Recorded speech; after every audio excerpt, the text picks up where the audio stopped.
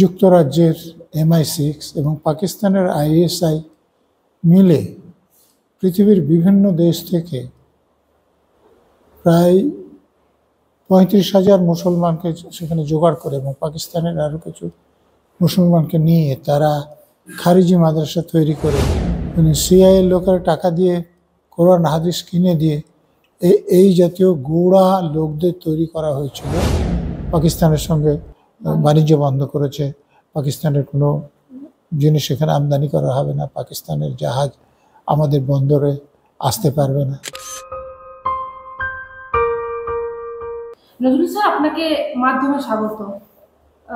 Sir, আমরা যেটা দেখতে পাচ্ছি পেহেলগাঁও জঙ্গি হানায় NIA এর প্রাথমিক রিপোর্ট অনুযায়ী যে তথ্য উঠে আছে, সেখানে আমরা দেখতে পাচ্ছি ISI এর মদতে লস্কর-ই তৈবার সদর দপ্তরে পেহেলগাঁও হামলার ছক করা হয়েছিল NIA সূত্রে খবর। কিভাবে দেখছেন বিষয়টা? দেখুন, পাকিস্তানের জঙ্গিদের মদত দেওয়ার একটা দীর্ঘ ইতিহাস আছে। সে দেশের এক মন্ত্রী ব্রিটেনের একটা গণমাধ্যমের সামনে কথা বলেওছে। এই আফগানিস্তানে যখন USSR দখল করে ছিল, তখন তাদেরকে সরানোর জন্য মার্কিন যুক্তরাষ্ট্রের CIA, যুক্তরাজ্যের MI6 এবং পাকিস্তানের ISI মিলে পৃথিবীর বিভিন্ন দেশ থেকে প্রায় 35,000 মুসলমানকে সেখানে জোগাড় করে এবং পাকিস্তানের আরও কিছু মুসলমানকে নিয়ে তারা খারিজি মাদ্রাসা তৈরি করে CIA লোকেরা টাকা দিয়ে কোরআন হাদিস কিনে দিয়ে এই জাতীয় গোড়া লোকদের তৈরি করা হয়েছিল এবং সে তৈরি করে তারা USSRকে সেখান থেকে উৎখাত করতে সমর্থ হয়। কিন্তু তারপরে মার্কিন যুক্তরাষ্ট্র বা অন্য দেশগুলো চাইছিল যে তারা নিজেদের নিজ নিজ জায়গায় ফিরে যাক। তারা তো ফেরার জন্য আসেনি, তারা এসেছিল ইসলামের সেবা করার জন্য। এবং তাদের একজন ছিলেন ওসামা বিন লাদেন। আপনারা জানেন যে ধনী পরিবারের ছেলে, এবং তারা এত ধনী যে তাদের অধীনে তৎকালীন আমেরিকান প্রেসিডেন্টও চাকরি করতেন।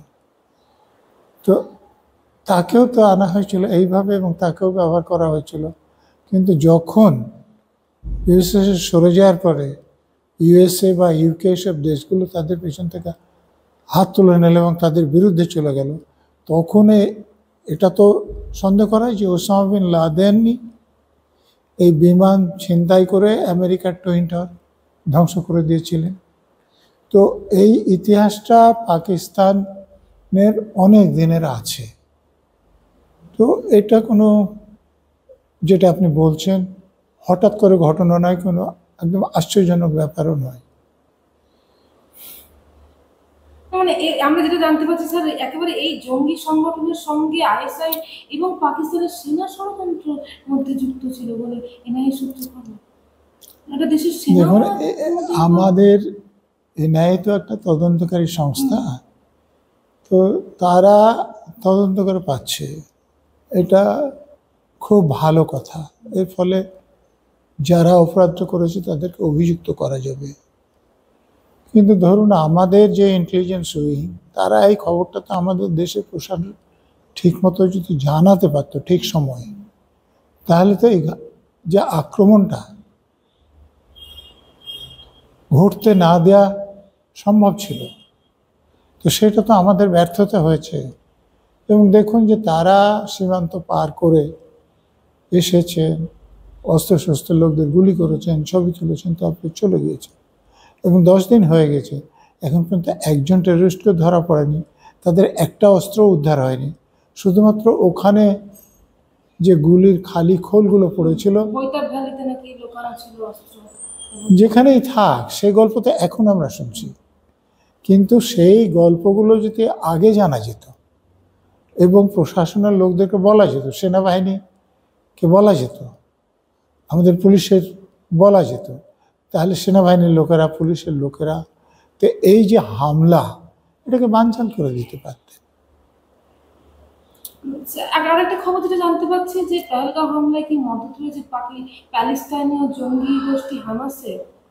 যেটা দেখা যাচ্ছে একেবারে এই ঘটনা ঘটার ঠিক কয়েকদিন আগে পাকিস্তানে হচ্ছে আপনার মিটিং হতে দেখা যাচ্ছিল, যেখানে কিভাবে দেখছেন পাকিস্তানের মাটিতে জয়সি মোহাম্মদের সদর দপ্তরে ঢুকতে দেখা যাচ্ছিল হামাসের কমান্ডারকে। তাহলে কোথাও কি এই প্যালেস্টাইনীয় দেখুন, জঙ্গি গোষ্ঠী কি- হামাস আপনারা জানেন যে প্যালেস্টাইনে ইসরায়েলের দখলদারের বিরুদ্ধে তারা আন্দোলন করছে।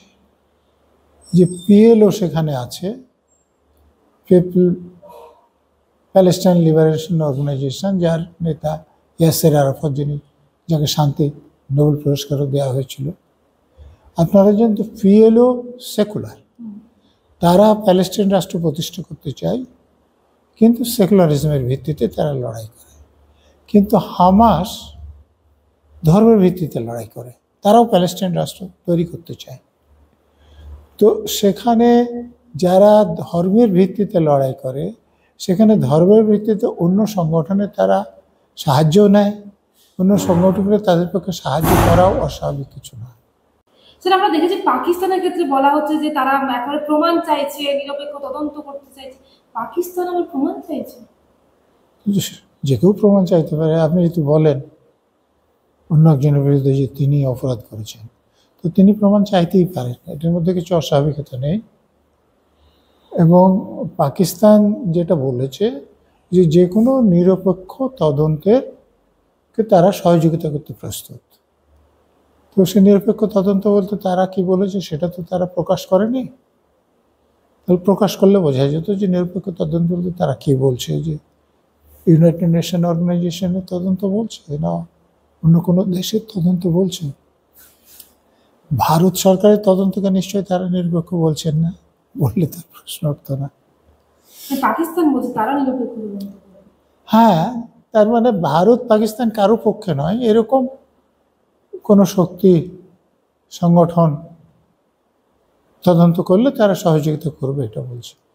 আমরা দেখছি আন্তর্জাতিক সম্পর্ক বিশেষজ্ঞ থেকে শুরু করে প্রাক্তন সেনাকর্মী যারা রয়েছেন তারা বলছেন যে এই যে তাড়াহুড়ো করানো দরকার নেই, উচিত নয়, ধৈর্য ধরে থাকা উচিত, সম্পূর্ণ সব দিক থেকে আটঘাট বেড়ে তারপরে ভারতের স্ট্রাইক করা উচিত বলে তারা বলছে। আপনি কিভাবে দেখছেন বিষয়টা? না, সে ব্যাপারে কোনো সন্দেহ নেই। মানে আমাদের যারা পদে আছেন তাদেরকে তো এটা দেখতে হবে যে ভারত যেমন খুবই শক্তিশালী রাষ্ট্র, এখন পৃথিবীতে আমেরিকা, চীন, রাশিয়ার পরে ভারত চতুর্থ শক্তি।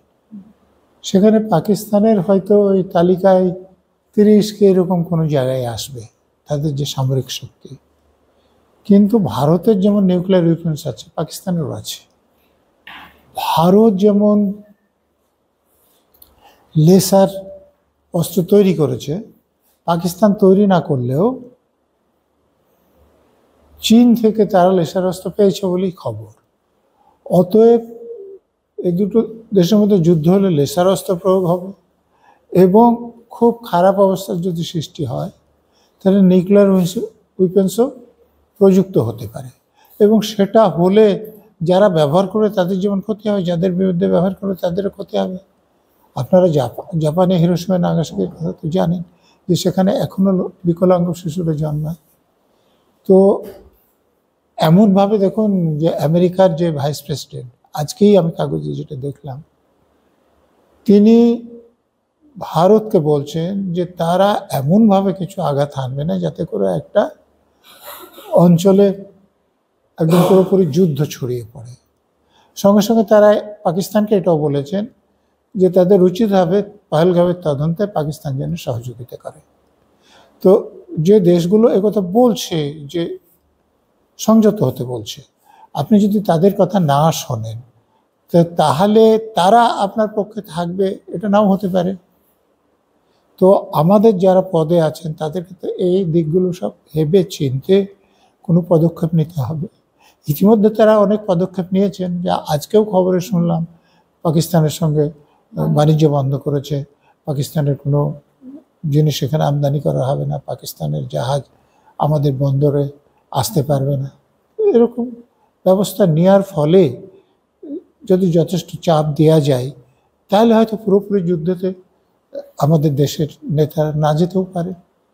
সেটা নির্ভর করবে কি আশা করা হচ্ছে, কি ফল পাওয়া যাচ্ছে, এবং বিদেশে আমাদের যে বন্ধুবান্ধব আছে, আমাদের যে শত্রু আছে, তারা কীরকম ব্যবহার করছে, সেসব অনেক কিছুর উপর নির্ভর করবে। আপনি দীর্ঘদিন পুলিশে ছিলেন, প্রাক্তন আইপিএস আপনি, আপনার কি মনে হয় এক্ষেত্রে ভারতের আর কি কি স্ট্র্যাটেজি থাকা দরকার, থাকা উচিত? দেখুন, আমাদের দেশের সরকার যখন অন্য একটা দেশের সরকারের সঙ্গে সংঘাতে, তখন আমাদের দেশের অভ্যন্তরে বিভিন্ন লোক বিভিন্ন কথা বললে অসুবিধাই হবে বলে আমি মনে করি। সেই জন্যে যারা পদে আছেন তারা বিবেচনা করে যে কাজ করবেন, আমরা তাদেরকে সমর্থন করব। যার জন্য দেখুন যে সর্বদলীয় বৈঠকে যারা যারা এখন শাসন ক্ষমতায় আছে তাদের কট্টর বিরোধীরাও বলেছেন যে সরকার যে ব্যবস্থা নেবে তাকে তারা সমর্থন করবে। তাহলে এই যে যা করছে আপনি তার সমর্থন করছেন, মানে আপনার কি মনে হয় ঠিক? না, আমার মতে তো যথেষ্ট ব্যবস্থা নেওয়া হচ্ছে। এর পরেও যদি মনে হয় যাদের বিরুদ্ধে ব্যবস্থাগুলো নেওয়া হচ্ছে তারা ঠিক না হয়, তাহলে তাদের বিরুদ্ধে যথাযথ ব্যবস্থা নেওয়া হবে, সেটা যত সময় নেওয়া হবে।